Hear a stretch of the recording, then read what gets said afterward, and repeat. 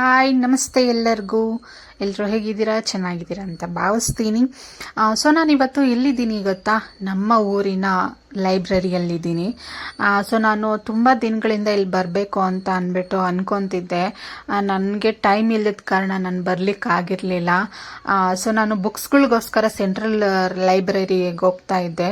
ತುಂಬ ದೂರ ಅನಿಸ್ತಾ ಇತ್ತು. ಸೊ ನಮ್ಮೂರಲ್ಲೇ ಲೈಬ್ರರಿ ಇದೆ, ಒಳ್ಳೊಳ್ಳೆ ಬುಕ್ಸ್ಗಳು ಸಿಗ್ತವೆ ಅಂತ ಗೊತ್ತಾದಾಗ ತುಂಬಾ ಖುಷಿ ಆಯಿತು. ಸೊ ಹೋಗ್ಬಿಟ್ಟು ಬುಕ್ಸ್ನೆಲ್ಲ ತೊಗೊಂಡು ಬರೋಣ, ಹೇಗಿದಾವೆ ಬುಕ್ಸ್ ಎಲ್ಲ ಅಂತ ಅಂದ್ಬಿಟ್ಟು ನಾನು ಬಂದೆ ಇಲ್ಲಿಗೆ. ಸೊ ತುಂಬಾ ಹೊಸದಾದಂತಹ ಬುಕ್ಸ್ಗಳನ್ನೆಲ್ಲ ಇಲ್ಲಿ ಮತ್ತೆ ತರಿಸಿದ್ರು. ಸೊ ಅದು ಬುಕ್ಸ್ಗಳನ್ನೆಲ್ಲ ನೋಡಿದಾಗ ತುಂಬ ಖುಷಿನೂ ಆಯಿತು.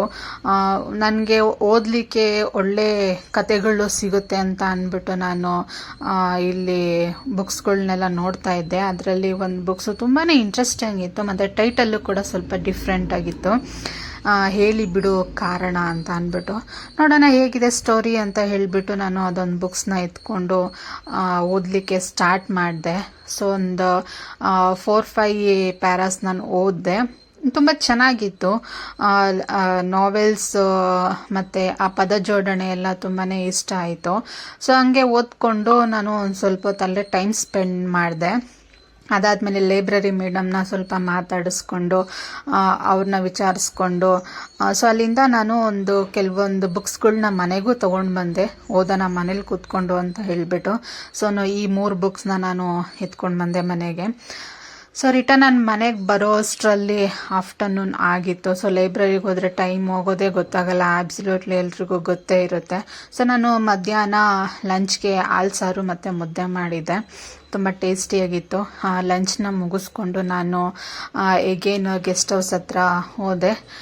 ಗೆಸ್ಟ್ ಹೌಸ್ ಹತ್ರ ಹೋಗ್ಬೇಕಾದ್ರೆ ಅಲ್ಲಿ ಸ್ವಲ್ಪ ಟೈಮ್ ಸ್ಪೆಂಡ್ ಮಾಡಿಕೊಂಡು ಅಲ್ಲಿ ಹುಣಸೆಕಾಯಿ ಮರದಲ್ಲಿ ತುಂಬಾ ಹುಣಸೆ ಹಣ್ಣೆಲ್ಲ ಬಿಟ್ಟಿತ್ತು.